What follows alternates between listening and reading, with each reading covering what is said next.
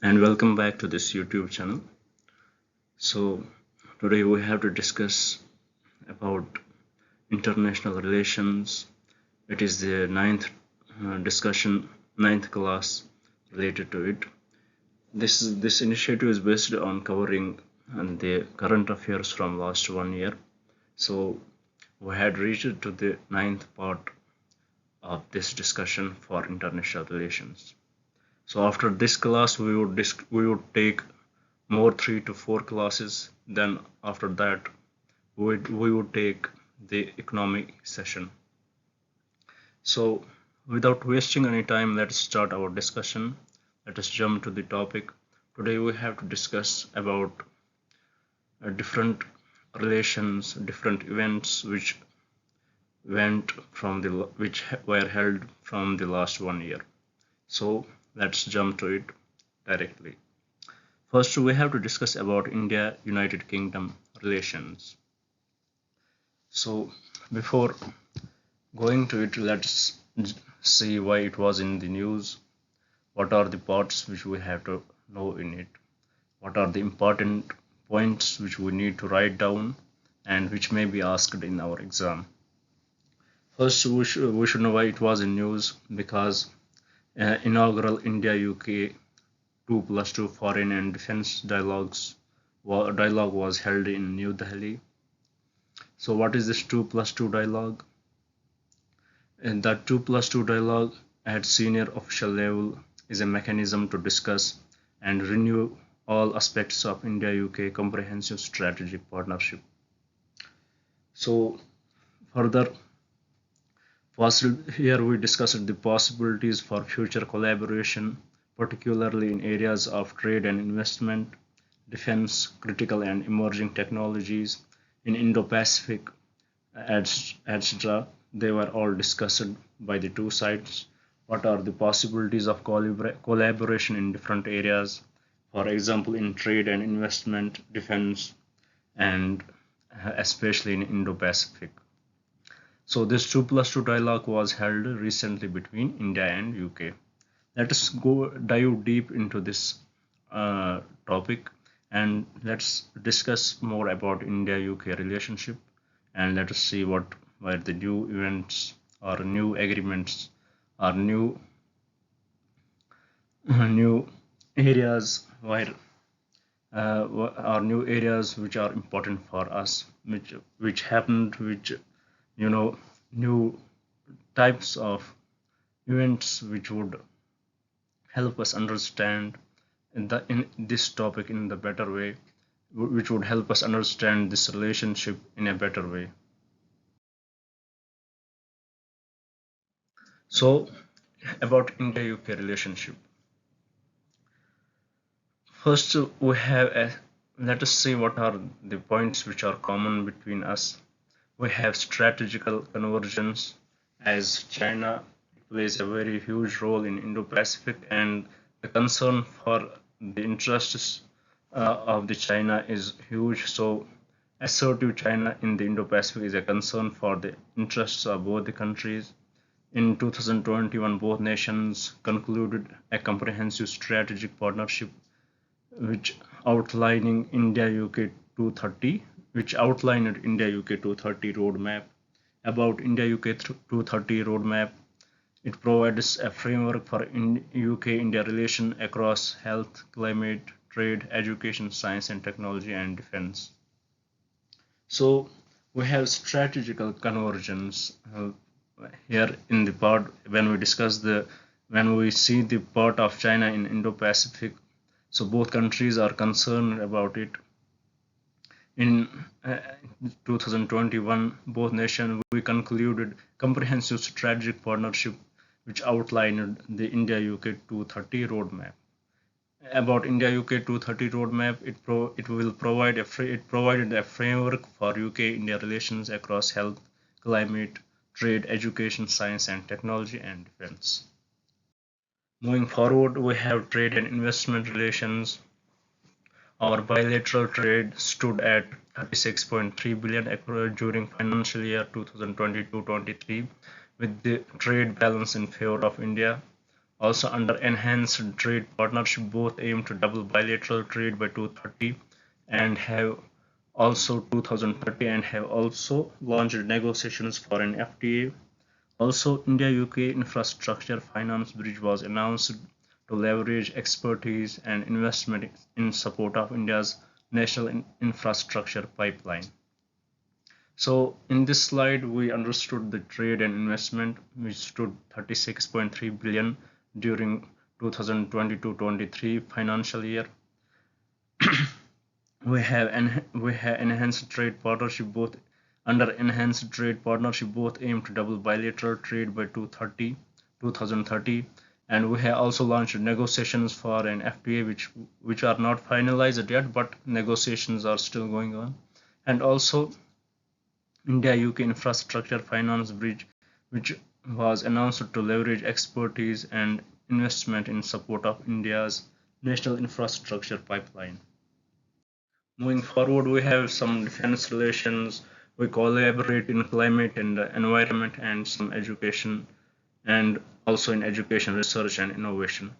Let's see about how our relationship in defense sector is. Both countries signed a defense and international security partnership, which is in 2015, to provide a strategic roadmap and direction to evolve India-UK defense relations. Joint exercises have been held, including Ajia Warrior, which is an army exercise, Konkan exercise, which is a navy, Cobra Warrior, which is multinational air exercise. So we should know about these exercises. They may be asked in the exam. Also, in climate and environment, India-UK Green Growth Equity Fund is mobilizing institutional investment in renewable energy sector, electric mobility, and others. In India also, both cooperate at International Solar Alliance Coalition for Disaster Resilient Infrastructure. So in climate and environment, what we understood that India UK they have Green Growth Equity Fund is mobilizing institutional investment in renewable energy, electric mobility, and others. And also both countries cooperate at International Solar Alliance and Coalition for Disaster Resilient Infrastructure. About education, research, and innovation, both have signed a memorandum of understanding on mutual recognition of academic qualifications in 2022. UK-India Education and Research Initiative facilitates educational linkages and UK research and innovation. India plays a key role in enhancing the research and innovation collaborations, and Science and Innovation Council is an apex body to review overall bilateral scientific cooperation. So in this segment, what we understood that India and UK they signed education and they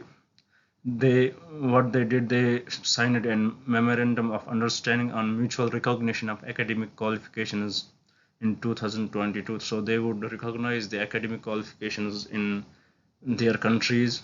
They will mutually recognize that. And also UK-India Education Research Initiative, it facilitates educational linkages and UK research and innovation. India plays a key role in enhancing the research and innovation collaboration. Who is this apex body to review overall bilateral scientific cooperation? It is Science and Innovation Council. Forward, we have people to people exchange. Indian diaspora forms 3.1% of the total population of the UK, and both have signed a migration and mobility partnership agreement to facilitate easy movement of working professionals between the two countries. What are the challenges in the relationship? So in challenges, we have limited defense cooperation. For example, despite the existence of DISP, UK's share of India's defense market is around 2% only. UK stand on state-sponsored terrorism. It hinders the relationship as India does not find it well with its interests. As we had seen historically, the UK's lenient stance on terrorism sponsored by Pakistan has hindered the progress of the bilateral relationship. Also, their policy towards China. Even though UK recognized China as a threat, particularly in the South China Sea, it has been making efforts to make China the anchor of post-Brexit economic policy. Also earlier, Britain committed to help realize potential of China's Belt and Road Initiative. So these are some challenges in our relationship with UK. Other challenges are like immigration policies. They have complex visa and immigration policies, especially concerning Indian students and business people, have been a boon of contention for a long. A lack of credible data of immigrants has complicated the issue. Also, economic and trade barriers. For long while India focused on self-sufficiency and public sector, while UK became dynamic market economy, it strained wider economic cooperation. Also, now both countries are not operating under any specific deadline for concluding negotiations on FTA. As they are still going on, there is no final deadline to conclude these negotiations. Now, to our next topic, it is about Indo-Pacific Economic Framework for Prosperity. Let's discuss what we need to know in this topic. The third Indo-Pacific Economic Framework for Prosperity (IPEF) ministerial meeting was held in San Francisco, USA. It was the third Indo-Pacific Economic Framework for Prosperity ministerial meeting. During the meeting, negotiations under IPEF Pillar 3, which is Clean Economy, Pillar 4, Fair Economy, were concluded. Additionally, it has 4 pillars which we will discuss in further slides. And additionally, ministers also signed the IPEF agreement relating to supply chain resilience negotiated under Pillar 2. The agreement envisages establishment of IPEF Supply Chain Council for overseeing collaboration on supply chain issues across the Indo-Pacific, IPEF Supply Chain Crisis Response Network to help prepare for and respond to future supply chain disruptions, and IPEF Labor Rights Advisory Board to identify labor rights concerns across IPEF supply chains and develop recommendations. So this is the news which we have to discuss about Indo-Pacific Economic Framework for Prosperity. Its third ministerial meeting was held in San Francisco, and negotiations under Pillar 3 and Pillar 4 were concluded, and also ministers also signed the IPEF agreement related to supply chain resilience negotiated under Pillar 2, and there were the agreement envisages few organizations or few councils were established under the agreement. As we can see, IPEF Supply Chain Council, IPEF Supply Chain Crisis Response Network, and IPEF Labor Rights Advisory Board. Let's discuss more about the news. About this, we have 4 pillars. As we have connected economy, it is the pillar 1, which is trade. In it, we have high standard goals in the digital economy, and other part is strong labor and environmental standards. Then the second pillar is resilient economy. We should know that in pillar 1, India is not the part of the pillar 1, so India is part of the rest of the pillars. And then we have resilient economic supply chain, which is supply chain commitments to create a more resilient economy and guard against price spikes that increase costs, and establishing an early warning system mapping critical mineral supply chains. Then we have clean economy, commitments on clean energy, decarbonization, and infrastructure. Then we have fair economy, it is the pillar 4 of IPEF. It enact and enforce effective tax, anti-money laundering, and anti-bribery regimes. Let's see forward. We have about the genesis. It was IPEF. It was launched jointly by the US and other partner countries of the Indo-Pacific region in May 2022 at Tokyo. What is the objective of it? To strengthen economic engagement among partner countries with goal of advancing growth, peace, and prosperity in the region. It has 14 partner countries, including US, which are USA, Australia, Brunei, Fiji, India, Indonesia, Japan, Republic of Korea, Malaysia, New Zealand, Philippines, Singapore, Thailand, and Vietnam. Together, these countries represent 40% of the world's GDP and 28% of global goods and service trade. So, it was launched jointly by USA and other partners in Indo-Pacific region in May 2022 at Tokyo. We should know this part and we should know who are the members of this.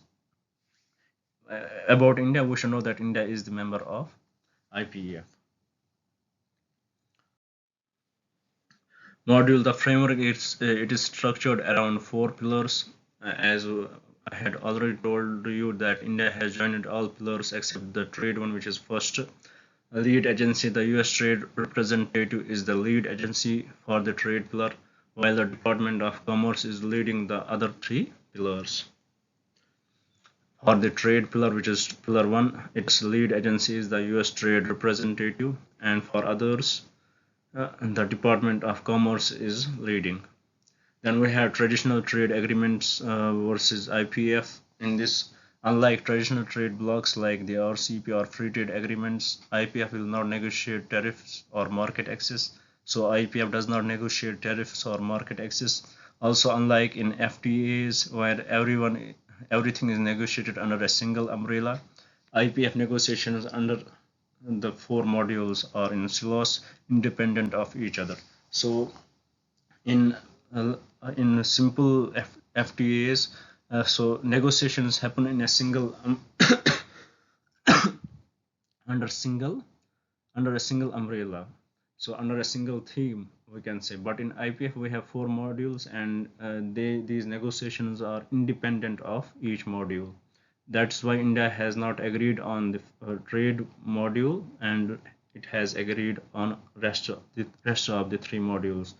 As we can see, while countries have to agree to all the components within a module, in FTAs they need not participate in every module. IPEF merely focuses on increasing regulatory coherence between the member nations. In FTAs, negotiations happen in a different way. So when both countries agrees to the terms, then it happens. But in these IPF, what we see, we have different modules in it, we have different pillars, and negotiation happen according to the pillar. And if a country does not want to be the part of any pillar, they cannot be forced, but still they can be the member of this organization. What is the significance of IPF? It helps in establishing new rules of commerce to strengthen economic partnership. It helps in building a free and open Indo-Pacific that has sustainable and inclusive economic growth. It helps in making supply chains more resilient, thereby protecting against costly disruptions. It helps in restoring US influence in the region since its exit from Trans-Pacific Partnership, and establishing an alternative to China in the Indo-Pacific, deeper integration of India into global value chains. This is the significance of IPEF. I would like to repeat it: establishing new rules of commerce, building a free and open Indo-Pacific, that has sustainable and inclusive economic growth. Then we have making supply chains more resilient. Then restoring US influence and in the region since its exit from Trans-Pacific Partnership. Then we have establishing an alternative to China in Indo-Pacific and integration of India into global value chains.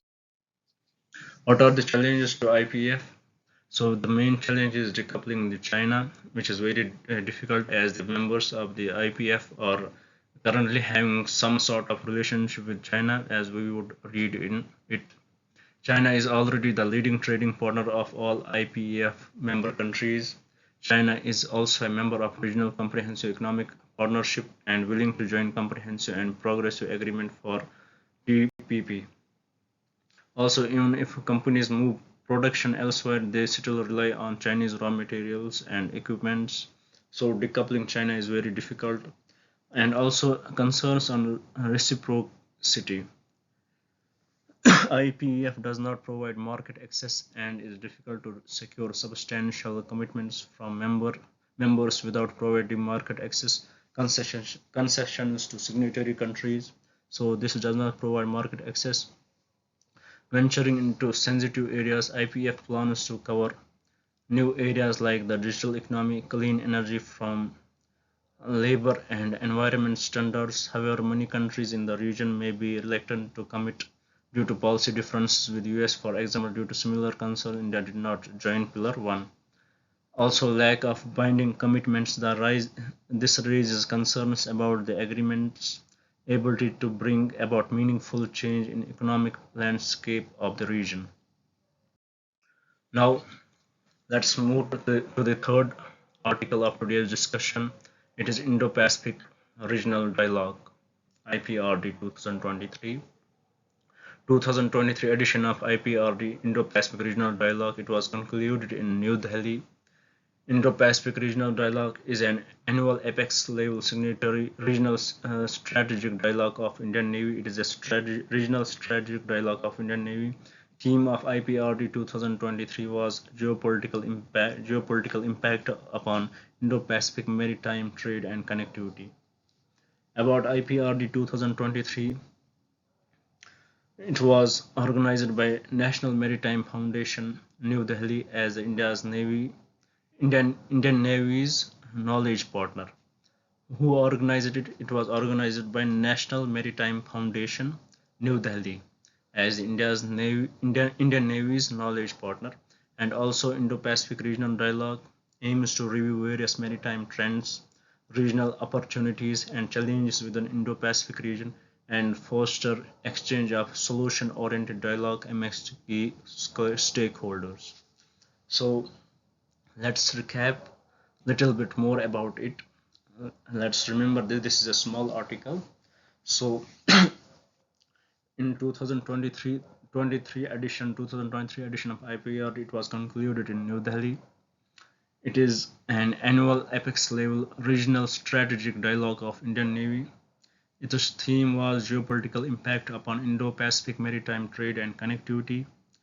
It was organized by National Maritime Foundation, New Delhi, which is Indian Navy's knowledge partner, and it aims to review various maritime trends, regional opportunities and challenges within Indo-Pacific region and foster exchange of solution-oriented dialogue amongst key stakeholders. This was a nutshell about Indo-Pacific Regional Dialogue. Let us move to our article of today's discussion. It is about ASEAN Defense Ministers Meeting Plus. Here we should know that 10th ASEAN Defense Ministers Meeting Plus, which is abbreviated as ADMM Plus, held in Jakarta, Indonesia. ADMM Plus, it was established in 2010. It is a platform for ASEAN, which is Association of Southeast Asian Nations, and its 8 dialogue partners or plus countries. Who are these plus countries? They include Australia, China, India, Japan, New Zealand, South Korea, Russia, and USA. About ADMM, it is the highest defense consultative and cooperative mechanism in ASEAN. Its objective is to strengthen security and defense cooperation for peace and stability. India's proposal to co-chair expert working group on counter-terrorism has been endorsed by ADMM Plus. So also it is one of the focus areas of ADMM Plus, that is counter-terrorism. India has also committed towards result-oriented cooperation with ADMM Plus for enhancing maritime security in the region. So what did we understood from this slide? 10th ASEAN Defense Ministerial Meeting Plus, it was held in Jakarta, established in 2010. It is ASEAN Plus countries. Who are the plus countries? They are Australia, China, India, Japan, New Zealand, South Korea, Russia, and USA.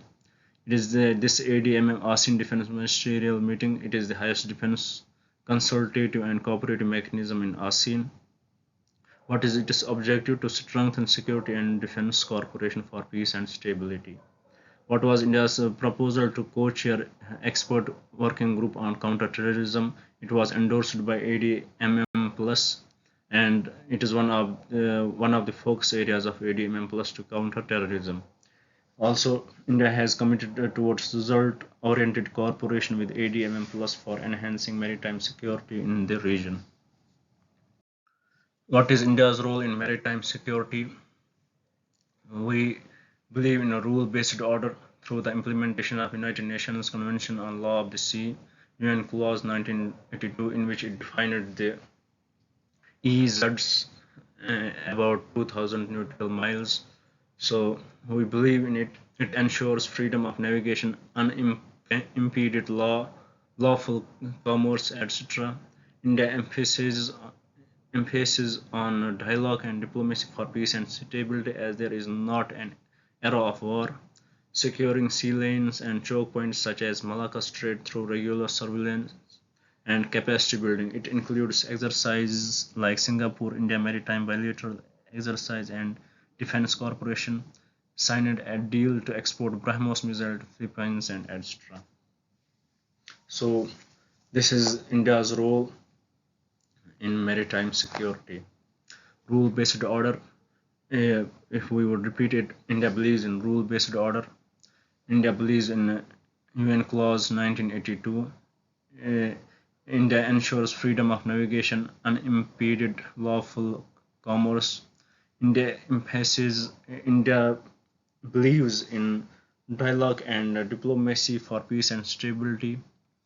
We believe in securing sea lanes and choke points, and we believe in capacity building, which includes exercises like SIMBEX and Defense Corporation and others. Like we had a deal with the Philippines and we exported BrahMos missiles to Philippines. What are the focus areas of ADMM Plus? It is maritime security. Then we have counter-terrorism. We have humanitarian assistance and disaster management. We have peacekeeping operations. We have military medicine. We have humanitarian mine action and cyber security. These are the main focuses of ADMM plus maritime security and counterterrorism, HADR, peacekeeping operations, military medicine, humanitarian mine action, and cyber security.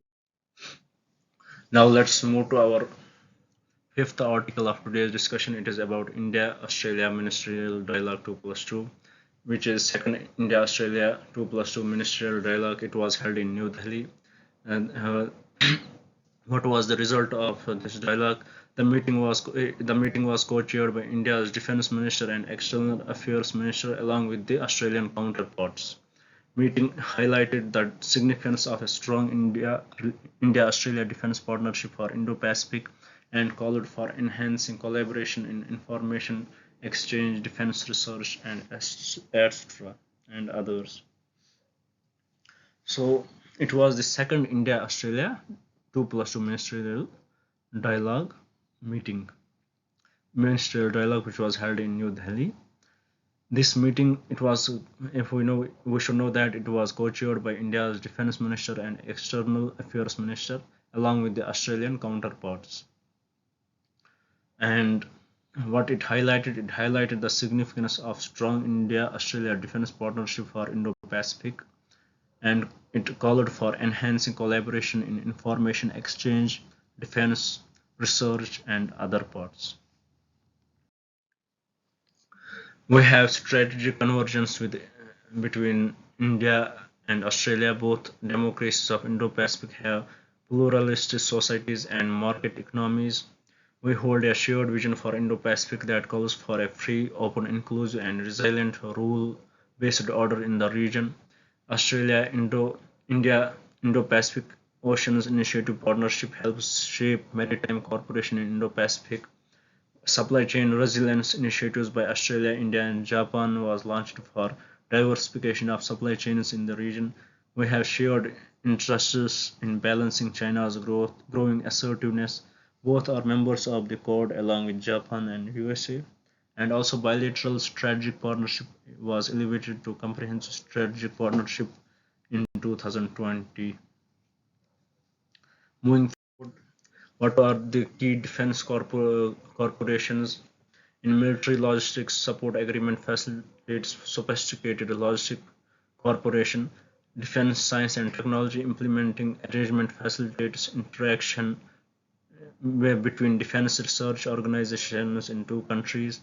Information Fusion Center, Indian Ocean region, liaison officer to enhance maritime situational awareness, and also joint military exercises which are Aussie Index, Malabar, Astra Hind, and Pitch Black.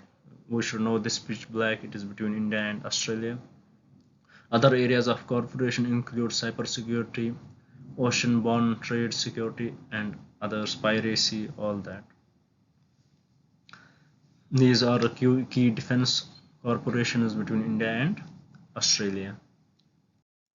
Now move to the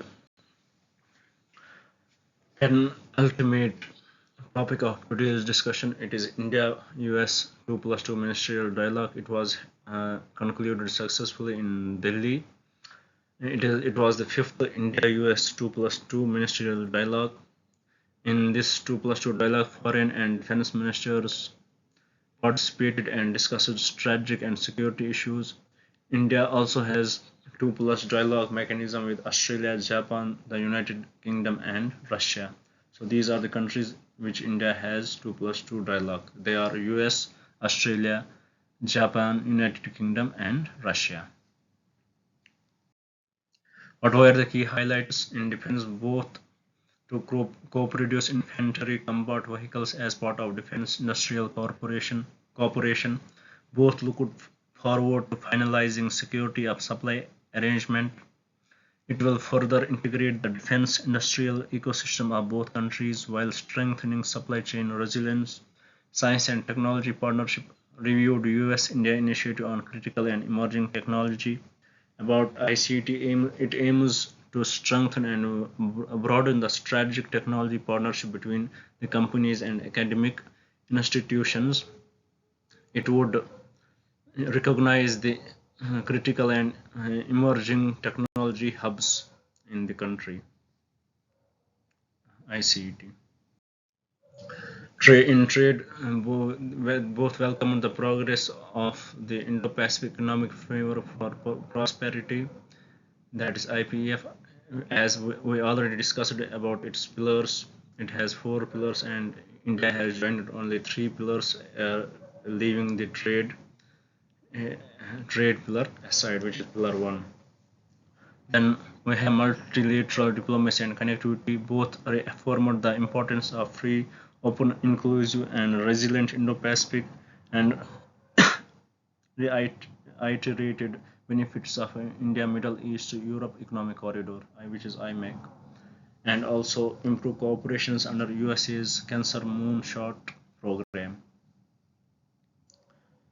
Cancer Moonshot program, this may be asked in the exam. We should know it is the USA's initiative.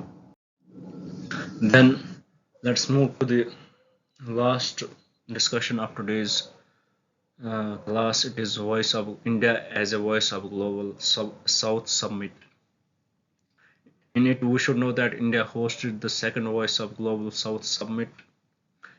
What is its focus area? It focuses on ways to sustain the momentum generated toward a more inclusive, representative, and progressive world order. So to include these low income countries or least developed countries, underdeveloped countries into progressive world order. And also Indian PM unveils Dakshin, which is Global South Center of Excellence, and called for 5 C's for the Global South, which is consultation, cooperation, creativity, and capacity building and communication. India previously hosted the first Voice of Global South Summit, where 125 Global South countries came together with the theme Unity of Voice, Unity of Purpose. This was the theme of the first Global South Summit. The term Global South refers to various countries often described as developing, less developed, or underdeveloped. And also this concept of global South, it can be traced to Brandit report of 1980. What is the need for a global South corporation? It is need why it is needed. It is needed to address the disproportionate impact of global challenges such as climate change. It would help in improving representation in global forums such as the UN Security Council. It would help in achieving food and energy security, and it would help in fulfilling sustainable development goals. So these are the need. Why do these are the needs? This we can say these are the sub highlights of the need for global for South corporation. Why these middle income companies or low income companies need to collaborate with each other. Why do they need to cooperate with each other? If we would repeat it again, it would help them address the disproportionate impact of global change such as climate change, as we had often seen that these developed countries, they had, you know, violated the world climate when they went through industrial revolution. They exploited the environment in the worst way they could had, and they had exploited it since very long, and now when it comes to restoring it, they are giving this burden of restoring it to the least developed countries or developing countries which had exploited it to the very less account. अगर हम ऐसे समझेंगे कि for example USA है या UK और all these developed countries what इन्होंने क्या किया during 90s, during early 90s और in this phase in the 20th century when industrialization was at its peak, they exploited the global resources, they exploited the environment for their industrial revolution. और उन्होंने क्या किया, उन्होंने पूरा environment बर्बाद कर दिया. And what they want us now, what they want to do that they want to share equally the burden of global compensation on these least developed countries or developing countries, which is very unfair. So if this south cooperation is successful, if these least developed countries or developed countries would which would cooperate with each other, they can raise this voice in the international forums, and they can put blame on these developed countries that you had degraded the resources and you are responsible for restoration more than us. And also it would help us to improve representation. It would help these countries to improve their representation in global forums such as the UN Security Council. It would help in achieving food and energy security, and it would fulfill sustainable development goals, which are 17. About India's initiative for a South-South cooperation, we have inducted African Union in G20 grouping. It would help in better representation of global South. Then we have institutional initiatives such as International Solar Alliance, we have Global Biofuel Alliance, we have Coalition for Disaster Resilient Infrastructure. Then we have Maharishi for Global Food Security. Then we have G20 Digital Public Infrastructure Framework. Then proposal for weather and climate monitoring satellite for Global South. These are few initiatives of India for South-South cooperation. Let's repeat it once again as it is very important. We inducted African Union in G20 grouping. Our initiatives such as International Solar Alliance, Global Biofuel Alliance, Coalition for Disaster Resilient Infrastructure are few to name. Then also Maharishi or Global Food Security is one of the initiative of India. Then G20 Digital Public Infrastructure Framework. Then our proposal for weather and climate monitoring satellite for Global South is one of our initiative. About we should know which are the countries which are basically which are included as Global South. We can see this branded line. It is usually the southern hemisphere which is called as Global South, but in it we have to exclude the Australia. We can see the whole South American part in it. We can uh, see Africa, Asia, parts of southern parts of Asia in it. So these are the areas, and this is the branded line which we should know. So this was about today's discussion. I hope this discussion won't bore you, and I hope you would study well, and you would you this helped you in understanding these topics, and I hope the information given in here would help you in cracking your exams. And I wish best of luck for you guys. May you shine and may you succeed in your life. And please do subscribe to my channel, and please like this initiative, so it would boost my confidence and I would make more videos on it.